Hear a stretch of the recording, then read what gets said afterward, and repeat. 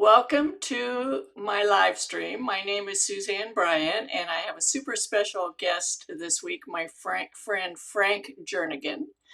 You may have met him before because I interviewed him a couple years ago on my Suzanne Off the Cuff. And he's back again, so we're going to be catching up with him. And then I have some other special guests after Frank does his presentation and we chit chat for a while. I have some of my friends who are working on my ITAG SIS sweater, and they're going to show you their progress, and I'm going to show you my progress too, and talk about the decisions and things that we have to do. So let's see. If you're watching this live, yay, hi. And if you're brand new and this is the first time you're coming in to watch the live, say that you're new. And if you're watching the replay, thanks for coming back and watching the replay. You can still look at the chat and everything just as if it were a live stream. So welcome. So let's see who's here today. Linda Annabelle. Good afternoon, Suzanne and everyone. I live on the Sunshine Coast. It's sunny at the moment, but it's a cloudy, rainy day and the temperature is 16 degrees Celsius. And then there's 37 Vega Lira from California. Elizabeth Nilsson from Sweden. Jane Hart from Arkansas, Elaine Lee from Lutherville, Maryland, Margaret from Chile, Trevor from Spain, Ellen Nelson from Goodyear, Arizona. Is that where the Goodyear blimp is? I bet. Kat B from Northern California, Bradley Trahan from Peachtree City, Georgia, Rona Shane from SoCal, Marie Tobita from New York City, Kelly Mycat from New Hampshire, Susan Day from the Pacific Northwest, Suze McVicker, Marie Malerich from Ann Arbor, and Eric Joseph from Belgium, Francoise from Lyon, France, Harold Jacques from Vancouver, Canada, Fatima from Portugal, Chris Hoffman from Indianapolis, Debbie Newland from Bakersfield, Luana Hendricks from Missouri, Aline Mazuka from California, Judi from British Columbia, Diane Joel from Martinez, California, Demetria, hello Demetria, Vera Hunt, Deborah Cisneros, Sylvia Earle, and on and on. Be sure to say you're new if this is your first time. I always like to see new people on here. So I'm going to go right over and we're going to start talking with Frank, okay? So he's zooming in. So you're going to see the Zoom application now. And you're also going to see Judi and Jacki and me up at the top. Whoops. There we go. There's Frank. Hi, Frank. Hi, Suzanne. Hi, everyone. Back. Welcome back. Nice to be here. It's so wonderful to be here. So what's happened now? Do you remember what the date was when I interviewed you before by any chance, or about how long ago it was? It was about 2 years ago, and I think it was in the fall, October, November, something like that. So what's happened since then with Franco.com? Well, I have continued enhancing patterns on the website, adding different versions of collars, responding to people who had questions and clarifying things that caused questions or were not easily understood. I've added a bunch of videos that explain how to do every step of the patterns. And I don't know. And the word just seems to be going out, and more people are learning about it. And I've started a weekly Zoom meeting myself that meets at 2:30 on Saturdays, Pacific time. Right after my live stream. That's right. Right after your live stream. And that has grown. And I love interacting with people who are knitting the pattern, because I get to answer their questions and find out what they have trouble with. And I also love to see their enthusiasm. When somebody gets the vision for what this website can do, they get so excited so often. And I love to see that. It's really fun. So I love interacting with the people who are using Franco.com, and knitting sweaters from there.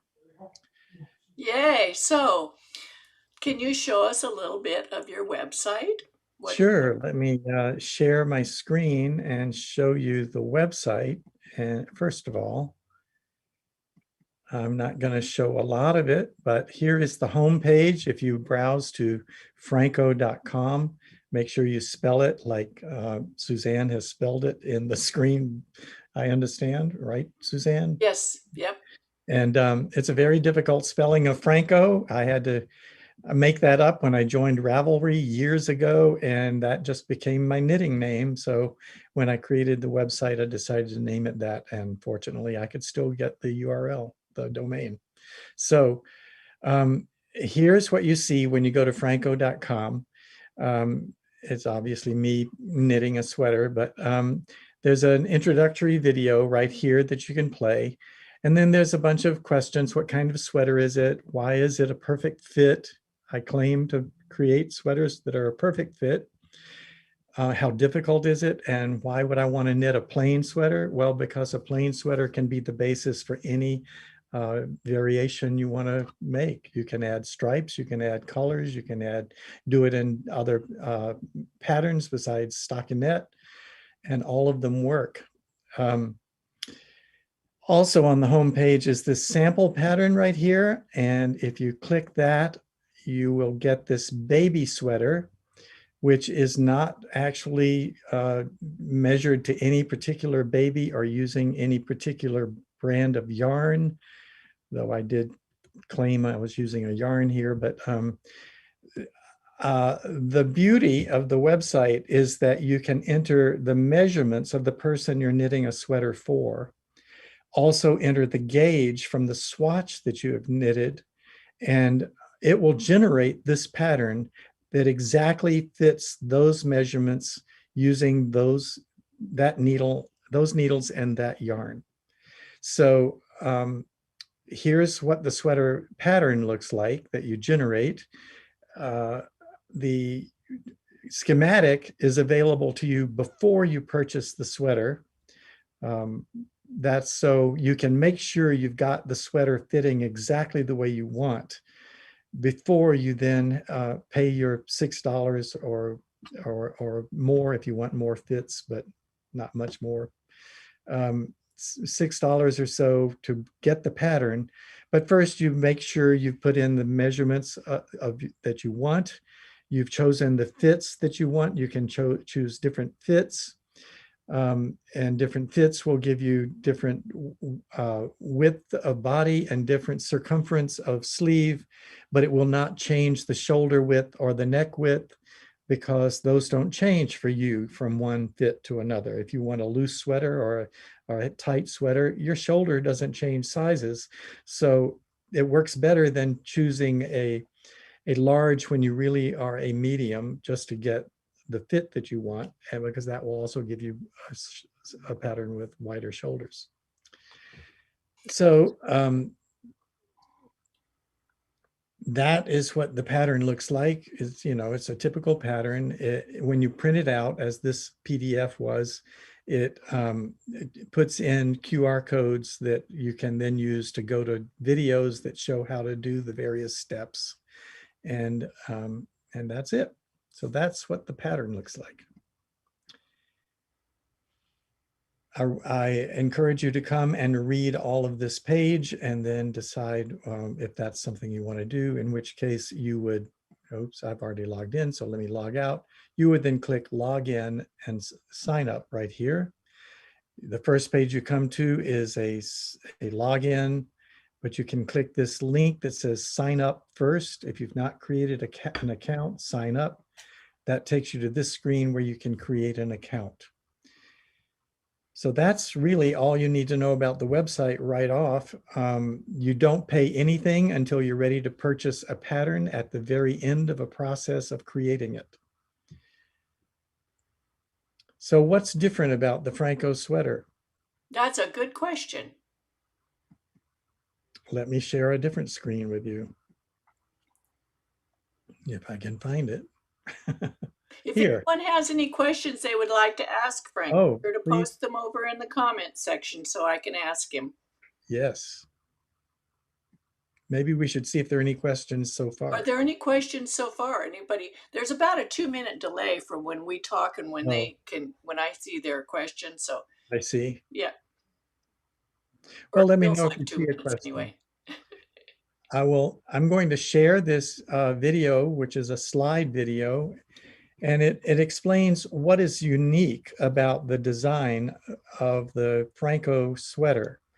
I claim that it's a seamless set-in sleeve pattern.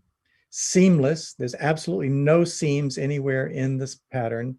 And it's truly the architecture of a set-in sleeve, as I'll explain a little later. But first, let me describe the different methods of creating a sweater with set-in sleeves. I'm sure you're all aware of the traditional method, which you might be doing now, as far as I know. The traditional method is to knit everything flat. You knit a front piece, a back piece, two sleeves, and then you seam them all together.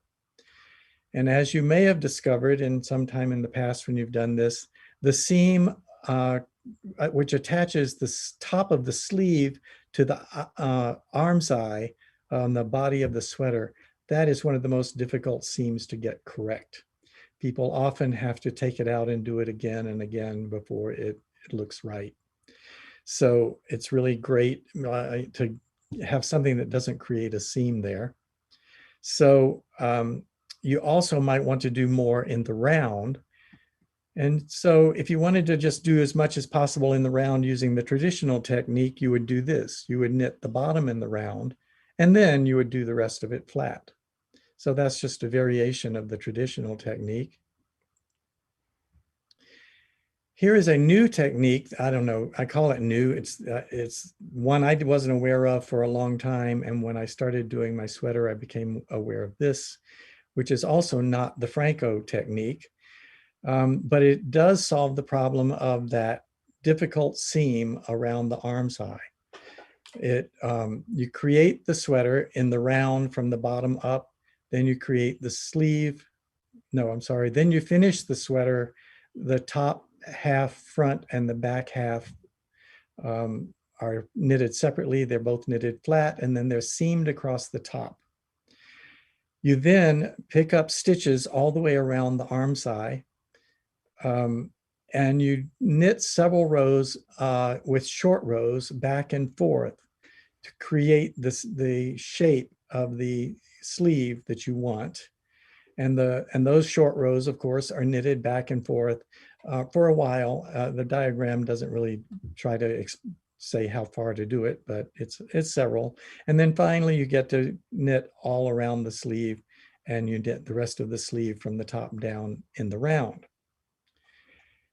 I was looking for a way that allowed you to create more of the sweater in the round, because I like to use techniques in my sweaters that are difficult to do flat, or they're more difficult flat.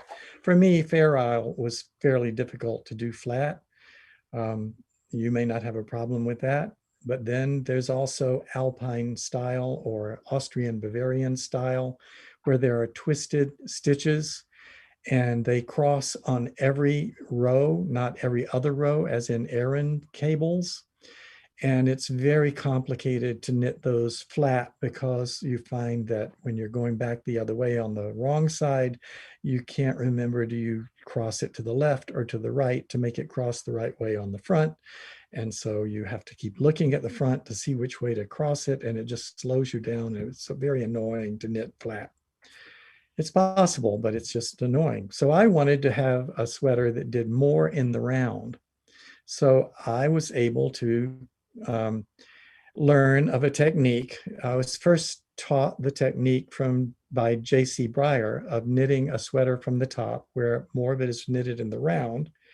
And she was using a technique that was described in Barbara Walker's book, Knitting from the Top. It's just a brief description. It's about a page and a half in Barbara Walker's book, Knitting from the Top. And it describes putting the sweater together this way. However, when she gets to the shaping of the sleeve, she simply says, do an increase every other row all the way down until you get to the arm pit. And then you just knit across or whatever, and it creates a badly shaped set-in sleeve. It's not a true bell-shaped curve, which a set-in sleeve should have. But this is the technique that I use. And as you see, you start by knitting the top on the two sides of the neck flat. And once the neck is closed in the front, you then can knit across the front, pick up stitches across the left shoulder, knit across the back, pick up stitches across the right shoulder, and then you are knitting in the round from that point on. And you knit in the round all the way down until you get to the end of the armscye. You then separate the sleeves from the body, and you continue knitting the body all the way down to the ribbing. And then you continue the sleeves down to their cuffs. What I was able to develop, probably because of my engineering background, is I created an algorithm to create a bell-shaped curve using properly spaced increases down the inside of the sleeve cap while knitting it in the round. And these are just some examples of sleeve caps that you might achieve if you were knitting a sweater. I just plotted these out for myself originally, but it turns out it's something I can easily show people to show that what you're really getting is this bell-shaped curve. And that makes the sleeve fit so much better than if it was just a straight-sided bell cap. And so I think that's all I'm prepared to show you. I had a couple of other pictures I could have shown you, but I think that's I have enough. a couple of questions. All right. Judi wanted to know if you have already entered your measurements into franco.com, but your measurements have changed. Do you have to create a new pattern? What do you do? It depends on whether you've purchased the pattern or not. If you have not purchased the pattern yet, then you can go back and change everything that you have entered before. There's links to send you back to where you were, where you entered the gauge, where you entered your measurements, where you entered the description of the yarn from the yarn band and how many yards or meters it is. All of those parameters can be changed before you do the final purchase. And you can look at the schematic that's on that page before you purchase it to make sure that the sweater, and I really encourage people to do this, study that schematic and make sure that it's exactly what you thought it should be to give you the fit that you want. And once you do it, then you purchase it. And the page will warn you. If you buy the sweater, it's too late to go back and change anything. So do it now. If you do drastically change your size for some reason, then you would have to generate a new sweater. If you change yarns or needles and you get a different gauge, you'll have to generate a new sweater. If you decide you want saddle shoulders instead of a crew neck, you'll have to purchase a new sweater pattern. So, it's a different design. It's a different design. So you're getting a different pattern. Same body, just different patterns. Same measurement. Another person asked, is it possible to create a cardigan using your program? I know of 2 people who have done that.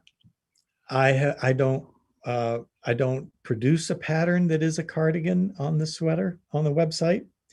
What they did in both cases was they created a crew neck sweater and steeked it down the front and then added the button bands, and voila, they had a cardigan.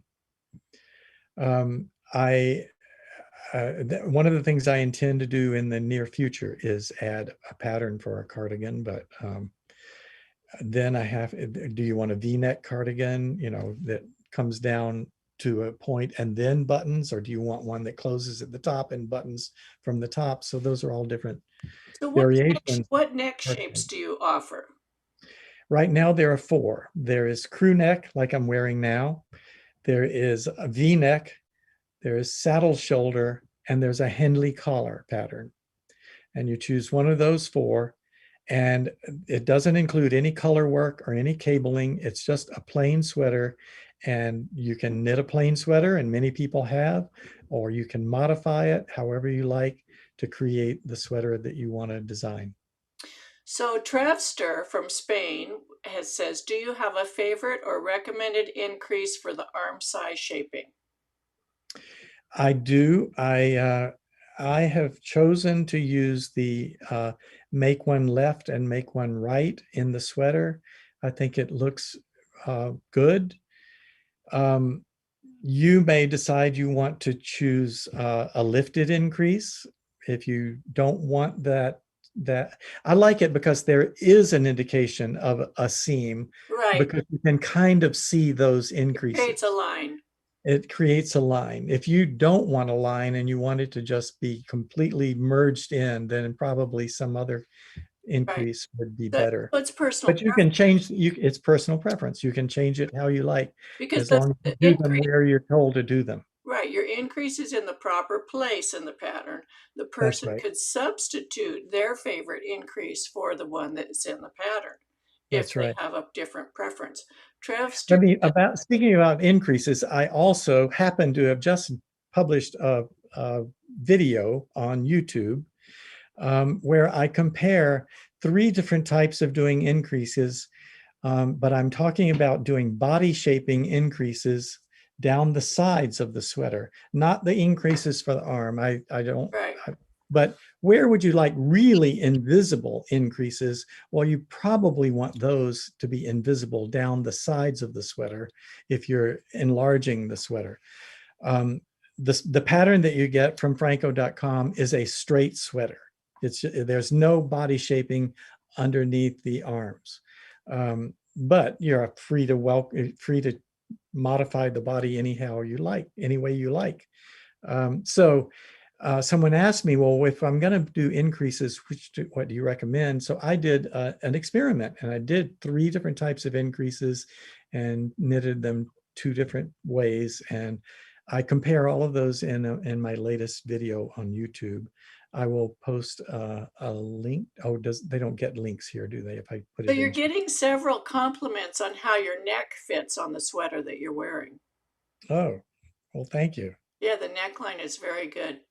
So Karen Cooper says it sounds like the sweater top yoke is knit in the round and not flat.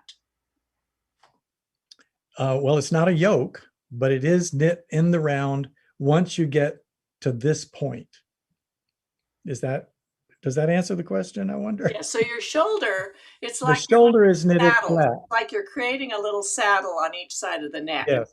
And then from the Well, it's saddle not a down, saddle except for the saddle shoulder pattern, but yes, it's knitted flat on the sides of the neck, right to here. And from there on, it's in the round all the way down. including the shoulders and the arms, all in That's one right. piece. Shoulders and arms, So it's sleeve. you're knitting the arms, the shoulders, and the armhole and the arm size shaping simultaneously as the body, That's correct. all in one piece, and with built-in shaping that's perfect. That's right. So, Frank, this is what you and I were talking about. I always teach, people starting from their schematic, which is very similar to what you're doing. We're starting by the measurements, the body measurements, the gauge swatch, and then plugging the swatch into the schematic. That's basically what you're doing, right? That's right. Now, your Yeah, construction is different because your construction's all in one, but how you get to that point between the body measurements and the swatch is very similar, that's right. It would be very similar. right? So, I do the calculations for you. You don't even have to right. calculate your inches, your So you stitches skip per inch. your software does all that work for the person. That's right. But again, and it does spit out a pattern. You do spit out a line by line pattern on how to knit. But if a person, like I teach people to knit from the schematic, which Judy's going to show in a few minutes when she's showing her sample of her sweater that she's working. But this would the way you come at it and the way I come at it can be interrelated in the fact that, for example, let's say someone wanted to do shaping and they want to use your thing. I talk about shaping a lot, and how do you do the shaping? Where do you put the Mhm. shaping in? How do you do bust shaping? All that kind of stuff. That's right. Waist shaping. Um, And I do nothing about that bust Right, shaping back or neck waist shaping. shaping. I do all of that stuff, and how to plug in stitch patterns, how to think about stitch equivalency or row equivalency and that kind of stuff. So really, we could complement each other by working together, don't you think? Absolutely. Definitely.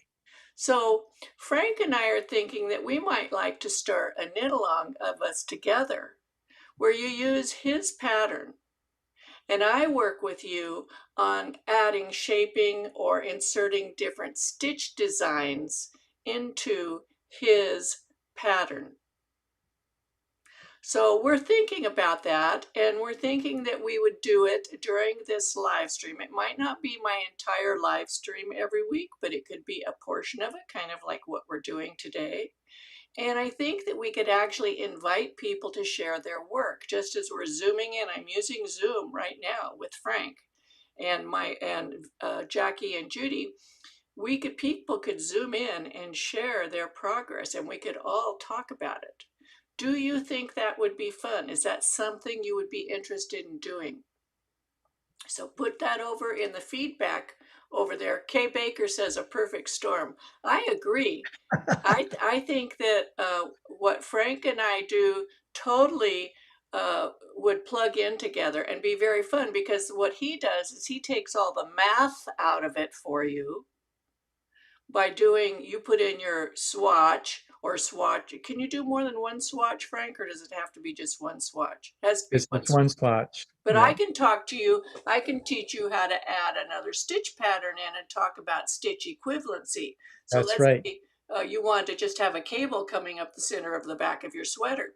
How would you Or insert? you wanted to switch to a different pattern at the underarm Yes, from the yes, end the of the yoke. sleeve, You want the top of the sweater to be one pattern, the lower part of it to be another. You right? want to And you do might a have to fancy adjust the ribbon. count of the body around, around the So sleeves. we're getting a lot of positive feedback here. So I think what people would need to do is they would need to go to franco.com and enter, join in and create an account on there and put in your measurements and figure out figure out a sweater that you want to knit and the yarn that you want to knit with. Do a swatch, do all the homework, that type of stuff. Enter your stitch and row gauge and let him spit out a pattern for you. Then we will start working on a week to week basis. We'll start right at the top at the neck, and I'll knit a sweater too. We'll all work on it together and we'll share our progress with each other. I think that would be really, really fun. I think it'd be That'd very, be very fun. terrific. Okay, so Frank, we're going to end this portion here. Okay. It was So, really wonderful to be with you again. I'm going to log off of Zoom and then I'm going to join you all in on YouTube yes, so I so can see thank you. what you're Thank all you for seeing. coming back again. It's so fun. I love Oh, thank you so much for inviting me. it. It's been Okay, really fun. It's okay, always fun. bye. Bye-bye. Okay, so now this portion, we're switching gears back to the ITAG SIS. And the first thing I'm going to do, there's a couple of questions over on Ravelry, and I'm going to share that screen with you, and I'll answer those questions first. Let me make sure I can share this screen. Yes. So the first question is from Naughty Yarn Lady. And she is, and this really isn't an ITAG SIS question, it's just a general question, but it's a really, really good question. And her question is, I'm knitting a bottom-up cardigan from a popular designer. The complete body, left front, back, right front, is knitted flat. So here's her whole body, knitted flat. So she has portions of it that are in cables, and she has portions that are in moss stitch. And what's happening is, after working several inches, she's finding that the cable sections of her sweater are longer than the moss stitch. And why would that be? Can anybody guess about that? Why would she has the same number of rows? It's 40 rows all the way across.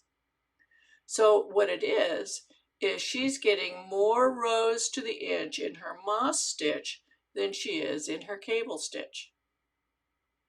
So of course this is going to be longer. and this is going to be shorter. So what would you do to fix this? Oh, we have a new person adding today, Pauline Smith. Welcome, Pauline Smith. I may have missed somebody else. See if you see anybody else. People, let me know.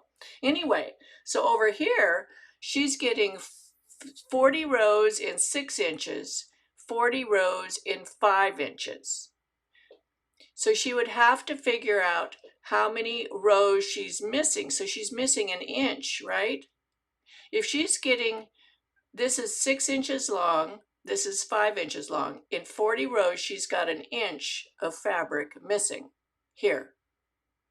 So we can see if it's 40 rows, it's 5 inches tall, that means she's getting 8 rows to the inch in this 40 rows.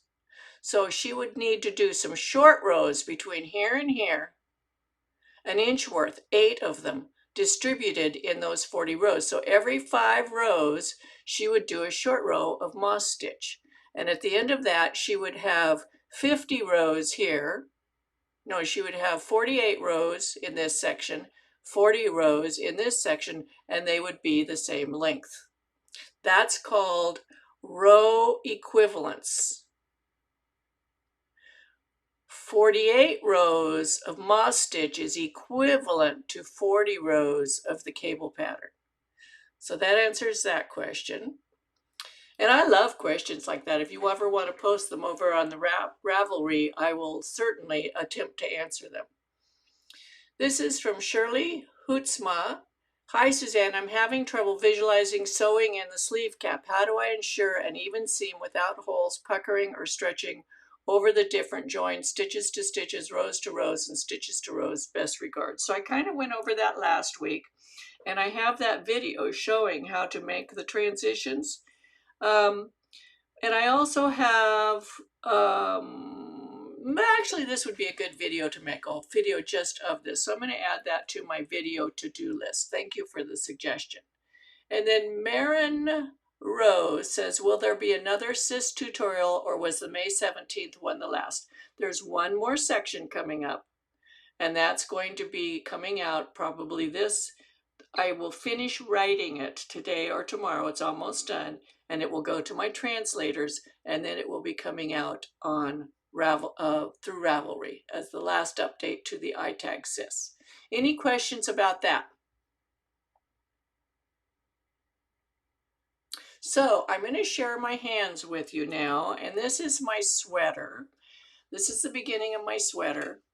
I can't show the whole thing in here. That's as high up as my camera will go. Chris Hoffman says, for the sweater, Naughty Lady is doing, would she need to continue those short rows all the way up? Yes, every 5 rows she would need to add 2 more rows to make it, to compensate. So this is 20 inches wide. My sweater is going to be 40 inches in circumference. And this is my little stitch design. Here is my chart of it. And so I wanted to have it centered. I wanted to have this centered to the center back. This is the back. So this is in the center. And then I wanted whole repeats of the pattern, or a half, it could be a half, over to the edge. And you can see I made it over to a half. But then I still needed some more stitches over here. And it wasn't enough to have a whole nother pattern repeat. And in this particular pattern design, I don't want to have it ending like this. That just would not look good, and it'd be really hard to make my increases and decreases fit. So I made the executive decision that I added 6 stitches on each side, and I added a purl, knit, 2 purls, and 2 knits. And then my seam will consume one of those knits. My selvage stitch is 1. So I really added 5 with 1 selvage stitch, and I did the same thing on the other side. So going up underneath my arm on each side of the sweater, there'll be a little bit of ribbing that will divide the front design from the back design. Then the next decision that I needed to make was, am I going to have waist shaping? In this particular stitch pattern, it's not really a good one for doing shaping within the design. It would really affect the stitch pattern. So I really couldn't put darts in this part for waist shaping.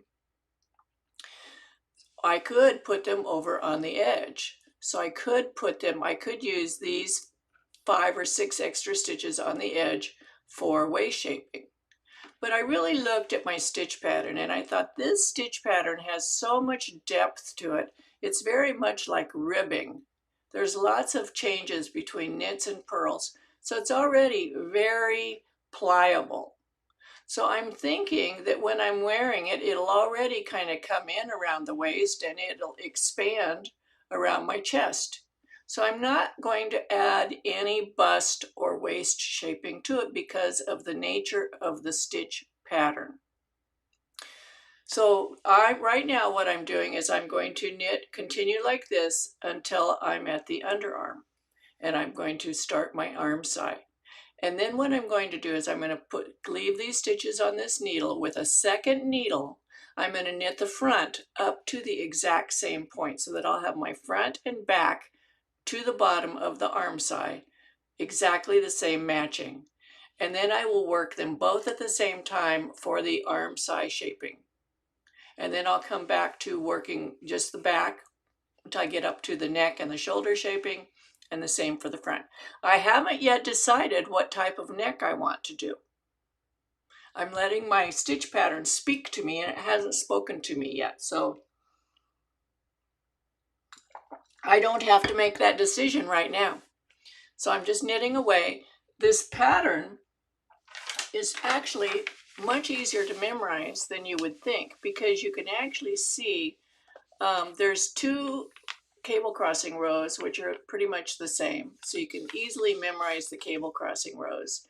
Then if you look at this section right here, where it's got these, it's the same as this section up here. It's just shifted over. This section is the same as this section. So I really only need to memorize, and I only need to memorize the right side rows, because the wrong side rows just you work back in pattern. So I really only need to memorize 1, 2, 3, 4, 5, 6, 7 different rows. And I've got almost all of them memorized already. So now I'm just letting my pattern tell me what to do. I know what I need to do on the next row. So any questions about this?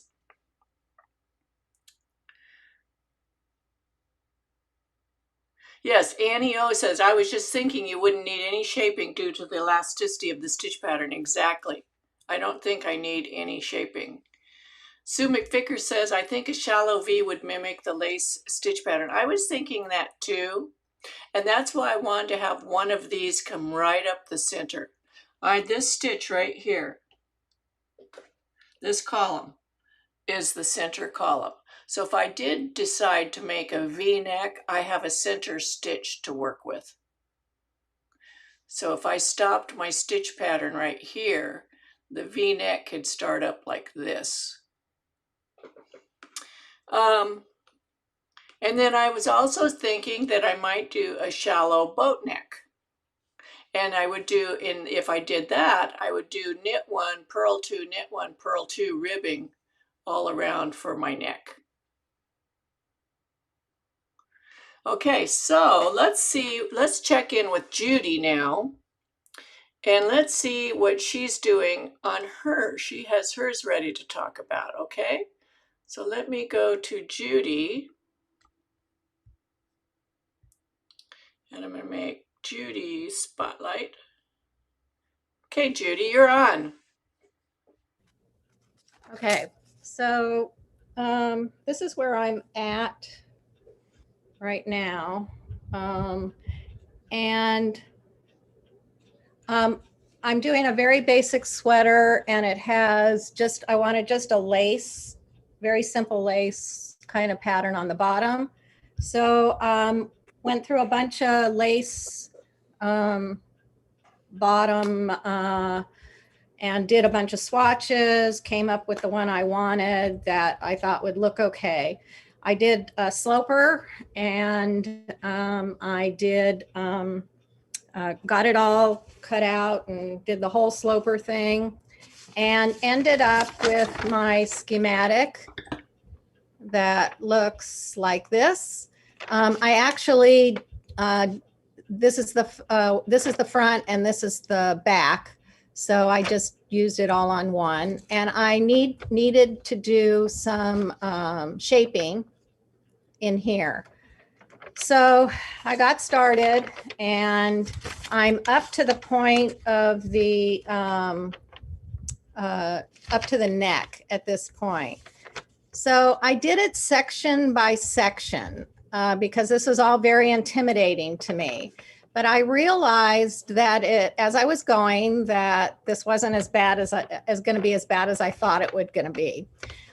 Because I worked with how many, it became sort of, I don't want to say mathematical because would be very intimidating, but it made sense that I needed so many stitches across, and I have to do shaping on the sides as well. So I knew how many stitches I had to get to, so I knew how many decreases. So I just did it. First I did my ribbing, which was the lace. Then I got up to here and didn't worry about the shaping part yet. So I just did it step by step. I wasn't worried about what I had to do up here until I got to this point. So I got to this point, and then I had to do the shaping. Okay. So I got a little literal at this point, and I knew I had to do, I knew I had to get rid of this. This was my thought process. This was my first mistake, I guess. So instead of, I kind of read this as a pattern more than thinking about what I needed to do. So I did a decrease here, a decrease here, a decrease here, and then another decrease here. Well, this would be at a decrease here, decrease here, decrease here. So that I knew I had to do that many decreases across. But then I showed it to Suzanne, and she goes, well, that's one way that you can do it. And then I started thinking about it, and I thought, well, that doesn't make any sense. So then I realized what I really needed to do, went back and did that. This was really all one decrease here. So I did a decrease here, decrease here, decrease here, decrease here. So that was my first kind of learning thing. Then I worked up to here. Then I realized I had to do increases here. So again, I chose what increases I was going to do across. So I did, I had to decrease here, increase here, increase here, and then increase across. So then I kept working my way up. And then when I got to this point, I went to my knitter's graft paper, probably flipped for you guys, but then I grafted my arm side. And it all started to kind of make sense on the graph paper because I knew I was just either increasing stitches or decreasing stitches all the way along. And then when I got to finished my arm side, I steamed it. And I said, gee, I kind of hope this fits. I don't want to start my front until I'm sure my back fits. So then Suzanne suggested that I pin it to here. And I went, oh, well, gee, maybe I should have done that a little sooner. So I pinned it, and I was shocked, but my armhole fit. Okay. This is her picture here. You can see the picture of her piece laying down on top of. Now, if you actually know me, I would have probably ripped the whole thing out and started over just for this one little part at the bottom, because I either should have cast it on less stitches or started my decreasing sooner, because I was literally following every single thing on here. It said don't start your decreases till here. So I knitted up there, followed how many inches and everything. But probably the smartest thing that I should have done is along the way, laid it out, made sure everything went.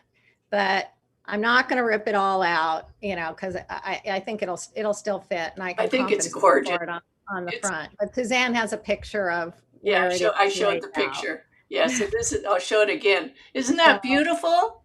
And look at her lace down here. But look how it fits her. This is her schematic on the graph paper, the 1-inch graph paper, and you can see how the arm side And so right now she's here, right below the Right up neck. the So neck. now she's going to Yeah. start shaping the underarms here and start her neck shaping. So this is going, and her front and back both come down like this. Very exciting. Oh my goodness. That's very exciting. So Judi, you've got a lot of compliments over here. Everybody's saying the color's beautiful, the project's beautiful, your lace is gorgeous. Very cool. So This is thank the you. most independent sweater I've ever done. So What's cool is too, there's no written instructions, are there? no, I just thought about it as logically as I could I knew how many stitches per inch. I knew each square was 1 inch. And I just had to get from this many stitches to this many stitches. Very cool. Thank you for sharing. And I hope you come back and show us as you make more progress. It'd be very cool. So Sue McVicker said, I just love how overall it can seem like so much and a bit overwhelming, but if you follow the schematic, as Judi said, step by step, it really does come together and so beautiful. Yeah. So I haven't even figured out my neck yet. That's my next project. I'll sit there with the schematic and I'll figure out what I want to do and how to do it. So, Yep. So next up is Jacki. So Jacki has her work in progress that she's going to share. And I'm not as organized as Judi. Well, this is why I want to have multiple people on here, because everyone comes at it from a different direction. Okay, well, I was kind of lucky because Suzanne designed the sweater with my measurements. So I kind of skated through some of it. That's okay. And we came up with the schematic. It's very simple. There's the arm. So I started making my swatches, and I do swatch, even though later in this story you'll find out I didn't. This is the stockinette stitch, and I swatched it probably 4 times in different sizes so I could see what fabric I wanted. And this was what worked. It was a size 7. And I went through the Japanese knitting Bible and I found, gotta put it right, this pattern. And I thought, oh, I like that. That would be cute on the back. So I'm using this and my stocking net. And I showed Suzanne because I wanted a border on the bottom. I didn't want knit one, purl one, or because I've done that many times. So Suzanne made a graph for me, bless her little heart. And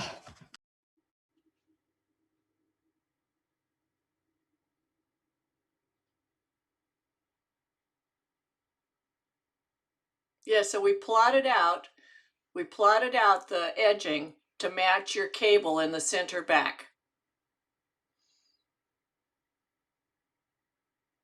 Whoops, you muted. You're muted.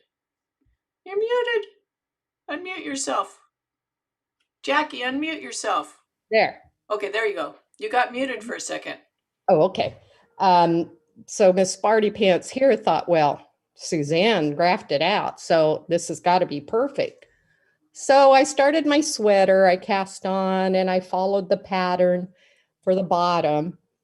And when I got to the top of the lace, I thought, this is kind of bulky. I don't know if I like this. So I wet it and let it sit out, and I found it was too bulky and it tended to roll a little bit. So I didn't like that.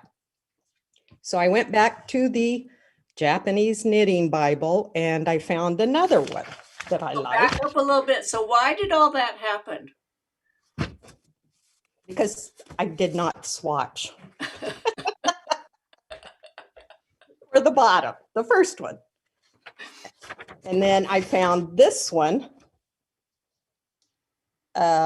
It's also the Japanese knitting. If you've ever done those, don't be afraid. They're not hard. It's just, you just have to wrap your mind around it. So I put together. This is the lace at the bottom. That's beautiful. And then the center, I don't have a lot of it, but let me see. You're Suzanne starting. suggested that I start my pattern here rather than here Hold it up a little higher. because of the pattern. Yes. So I did. And let me see if I can fix it here where you can see it. Well, it'll be kind of like this. Can you see that? Oh, this Oh, down. yes. Oh, that's going to look cool. There. Yes, right Like that. there. That's how Yeah. it's going to be. That's how it's going to be. So I've knitted her sweaters or done this before, and I still have questions, but at least I wasn't starting out like Judi. She had never done.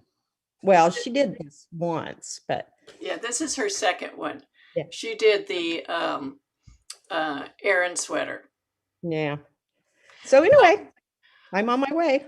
Yes. So Sue McVicker says, she said, thinks it's beautiful. She said, so the stitch patterns gauge was different than your original stockinette stitch swatch. Yes. I swatched my stockinette because I really didn't know at the time what kind of pattern I wanted on it. So I just made sure, actually, I was just going to do stockinette through the whole thing. And Suzanne's going, you might think. So I thought, yeah, okay. So I'm putting a pattern in the back because it would have been plain like this, but I'm putting the pattern in. And according to your gauge from your pattern. Yes. Yes, you use the gauge from the stitch pattern. Mhm. Yes. Yes. Mhm. So Claudio Bueno says, how hard is it to adapt the stitch knitting symbols from the Japanese Bible into a normal reading chart? You know what I did is I copied all, because I don't know if everyone's seen the Japanese knitting, but you get a guide how to translate it into American. So what I do is English, whatever. Anyway, I just took the pages I needed and highlighted the symbols.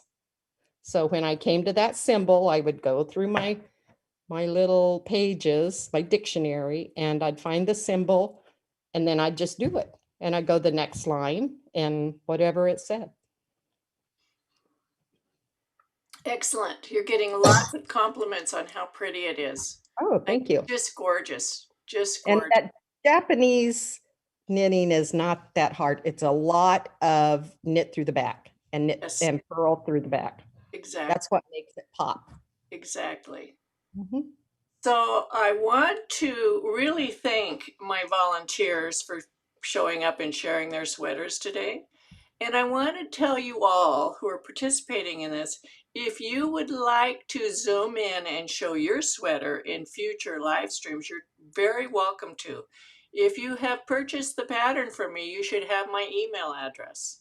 And you can just email me and we can talk about it and I can add you in on future Zooms. And I'm going to also include Judi and Jacki, and there are other people that are going to participate. I'm sure Demetria would share her sweater and get on here, and so we can all share our progress. And so when we do Frank's knit along together, we'll kind of do it like this. I can incorporate Zoom into the YouTube live stream so we can all share our work and our thought processes and how, because everybody, their brain works differently.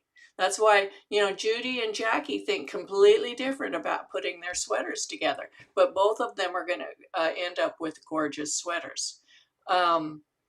So anyway, share your thoughts on that. You can put it over there in the comment, or you can comment afterwards. And if you don't have my email address and you want to participate, you can contact me through Facebook as well. I'm not going to give you all my email address here on YouTube, but you know how to get a hold of me either through Facebook, Ravelry, or my email address. And I really think it would be really, really fun to see everybody's interpretations of their ITAG SIS, which this is about. And as we move into doing the knit along with Frank, we can continue doing this. And I think it's going to be really super fun. So anybody have any questions? Remember to swatch. Yes, remember to swatch. It saves time. And give us a thumbs up. Subscribe to my YouTube channel. Share my videos with your friends. Join us on Facebook. Join us on Ravelry. It's fun. It's just fun. Really, really fun. Okay, so I'm going to let you go. We'll see you again, same time, same place next week. I have a couple of other people lined up for interviews as well. So they'll just pop in over time. It's not going to be like every Saturday I'm going to interview a new person. But we'll have people pop in and you'll meet some new people. And I think it's going to be really fun. So happy knitting. We'll see you all next time, okay? Bye-bye.